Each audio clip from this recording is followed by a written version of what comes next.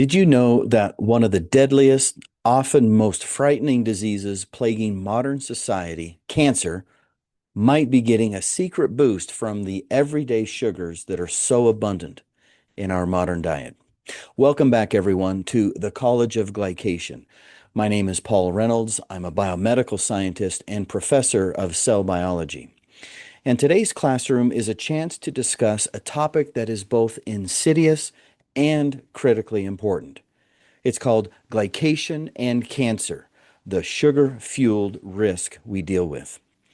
If you've been following along with our previous episodes, you know we've touched on the basics of glycation, the process where sugars stick to proteins and fats in our bodies, creating a sticky, dysfunctional mess called advanced glycation end product.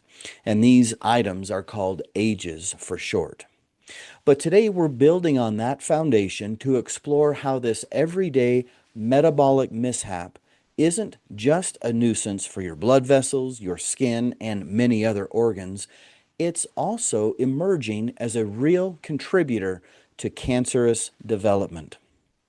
We'll attempt to unpack the most recent science, connecting the dots along the way to conditions like obesity and diabetes, because they are related to cancer progression, and then wrap up with some straightforward strategies to keep these risks at bay. So let's get into it. First off, for those that are new, let's do a quick refresher on glycation, because understanding the basics of glycation is key to grasping why it matters for something as serious as cancer. Glycation happens when glucose or other similar sugars in your bloodstream react to proteins, lipids, and even your DNA. And it interacts in a way that does not require an enzyme. There are no enzymes involved in this process. And being non-enzymatic, it is spontaneous in nature. You can think of it as kind of like the process of caramelizing onions. They are still onions, but they've been modified and changed. Instead of making your kitchen smell great, it's happening inside your body all the time and making for major problems in the proteins that should function normally.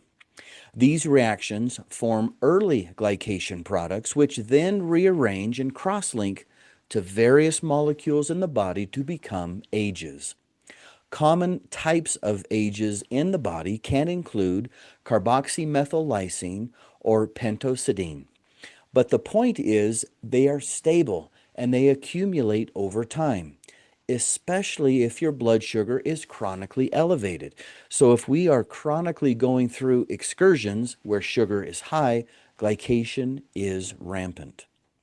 In healthy people, the body clears some of these AGEs. But when sugars, again, spike repeatedly, and that could be from a diet that's heavy in refined carbohydrates, or for those of us that frequently snack, the system for clearing AGEs can be overwhelmed. And that's where the trouble starts. If AGEs accrue, you can have major inflammation that is activated, but also cellular stress, and both of those tip the scales toward a diseased state. Now let's tie this into this principle I've covered in the past called insulin resistance, because I think it is the elephant in the room when we talk about uncontrolled blood sugar and its downstream effects. Insulin resistance is especially essential when your cells, particularly your muscles, liver cells, and fat cells, stop responding properly to insulin. Insulin is the hormone that's main job is to shuttle glucose into those cells for energy or storage. And when you do that, you move this glucose into the cells. It basically hides it from all the other proteins in the body, thus lowering glycation. So what happens? Well, essentially what occurs is that your pancreas should pump out more insulin to compensate, but blood sugar levels stay high when you're insulin resistant, meaning those cells that sugar should enter don't respond to the signal appropriately. And that creates a vicious cycle. Now, why is this such a big problem? Well, beyond the obvious risk of progressing to type 2 diabetes, insulin resistance fuels a concept known as metabolic syndrome. And metabolic syndrome is a cluster of issues like high blood pressure, abnormal cholesterol levels, and excess abdominal fat. And here's the link to glycation. With blood sugar lingering too long, it has more opportunity to glycate or non-enzymatically attach to proteins and create ages.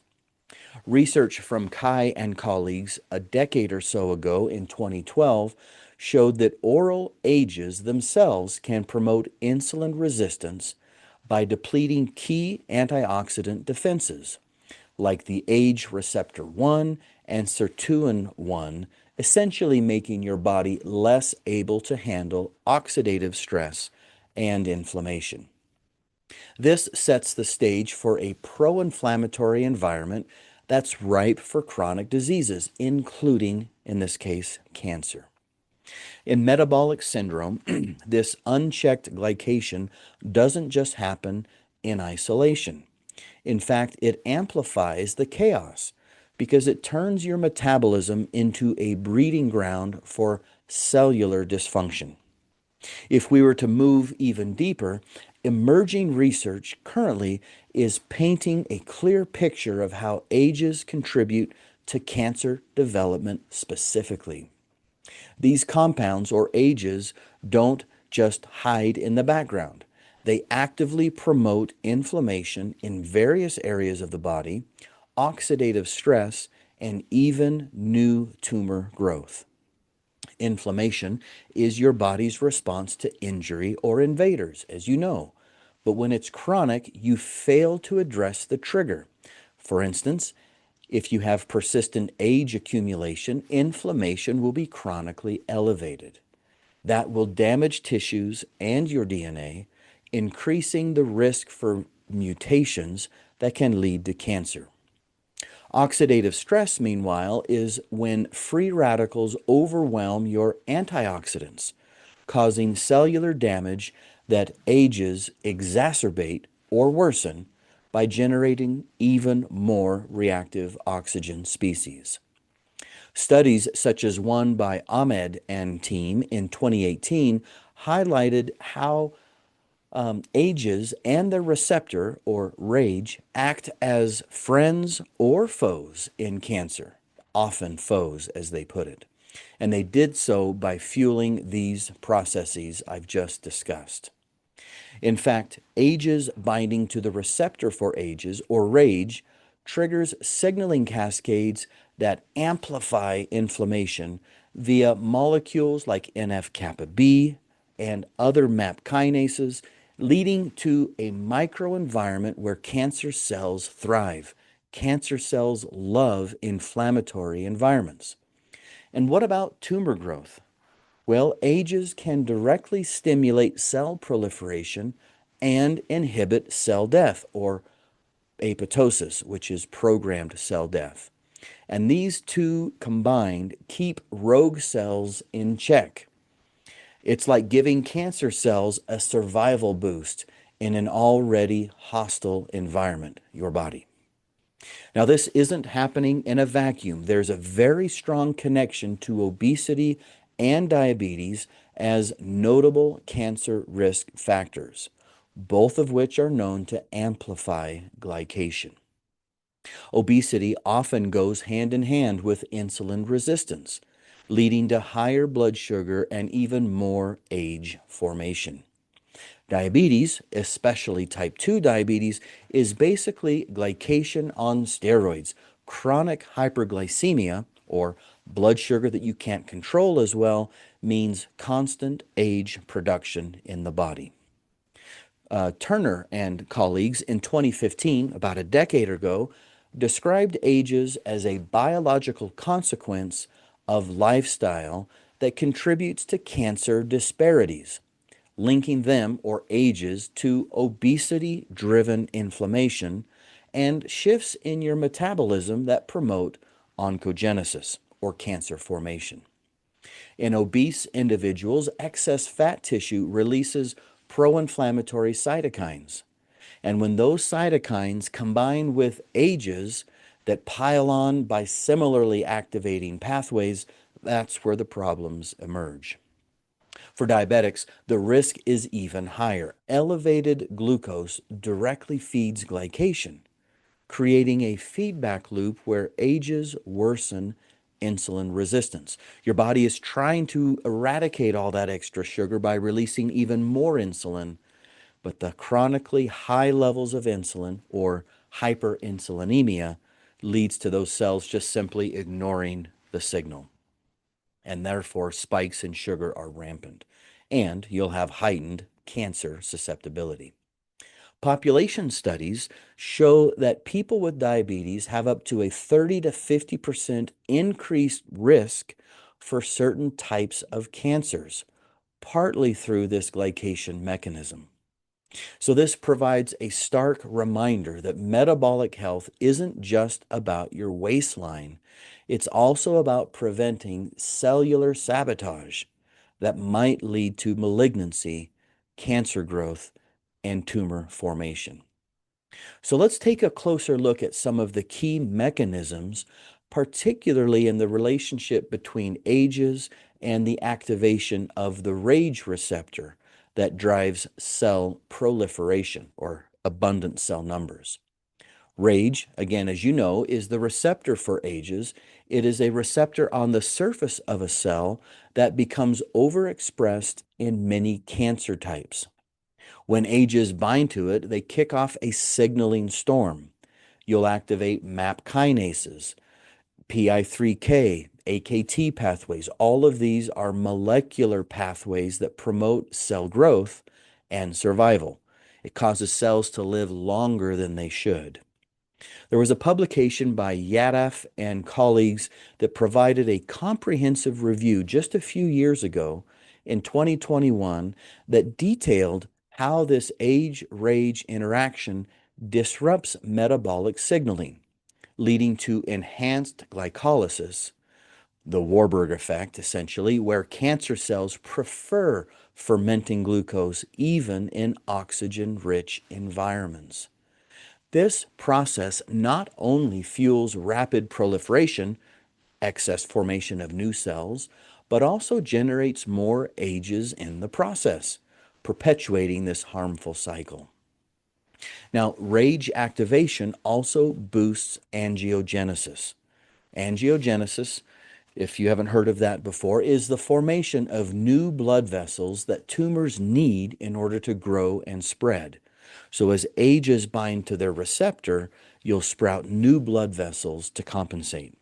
In essence, ages turn RAGE into a turbocharger for cancer progression, making it a potential target for therapies down the line.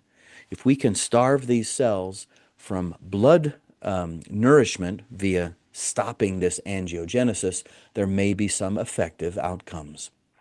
Speaking of specific cancers a moment ago, there are links that are particularly strong for breast cancer, liver cancer, and some types of colorectal cancers.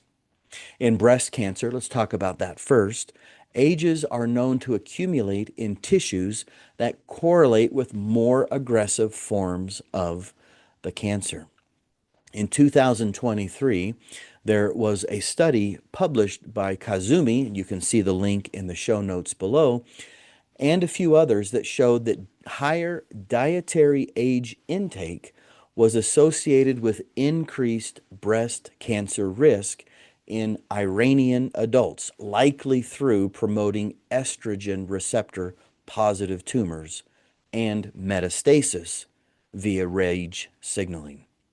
For liver cancer or hepatocellular carcinoma, glycation plays a role in the backdrop of fatty liver disease, common in obesity and diabetes.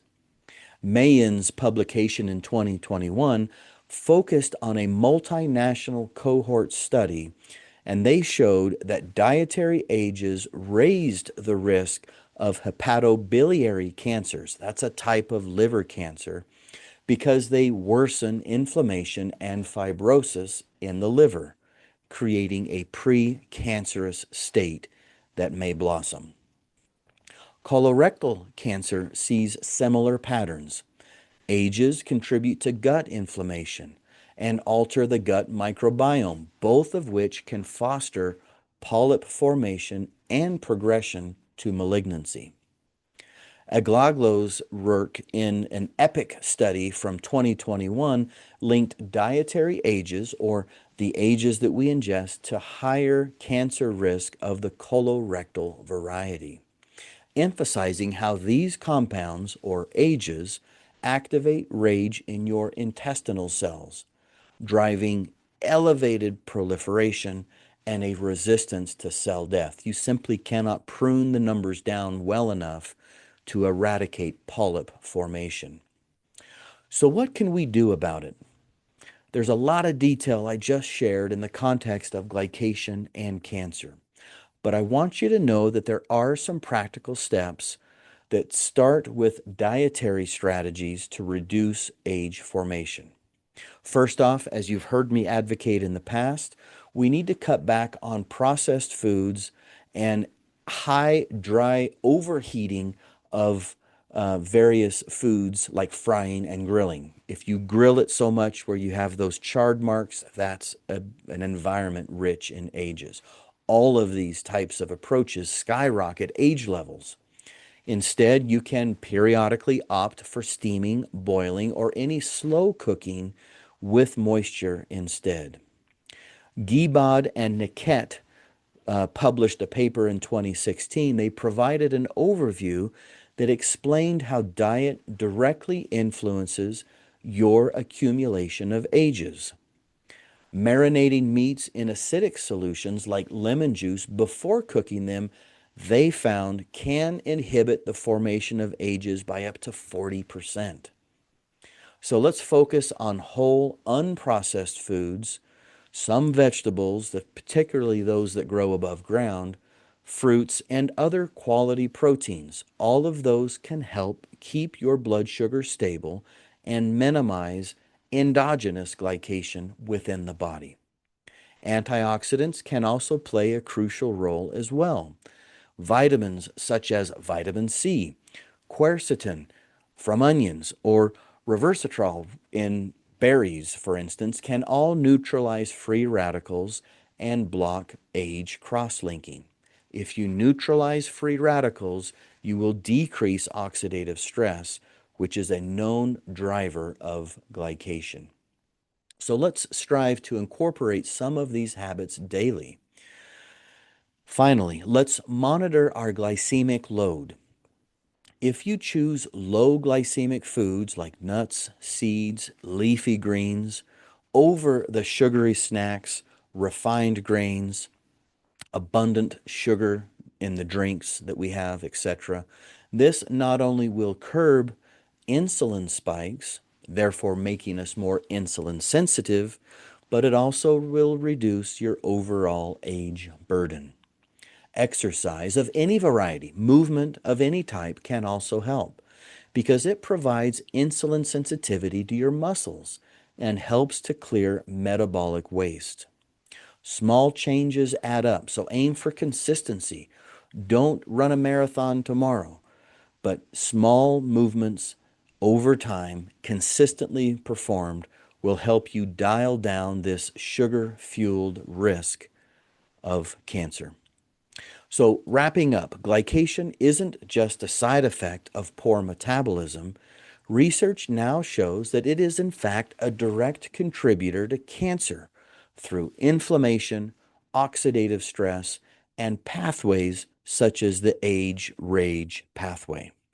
By understanding its ties to insulin resistance, obesity, and diabetes, we can see how lifestyle choices stack the deck and cause unfavorable outcomes.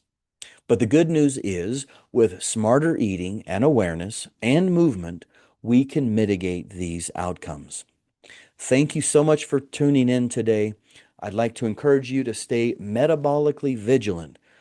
I'd sending you good vibes in terms of dietary choices and movement. Remember to stay curious, and I'll catch you in the next week's episode of the College of Glycation.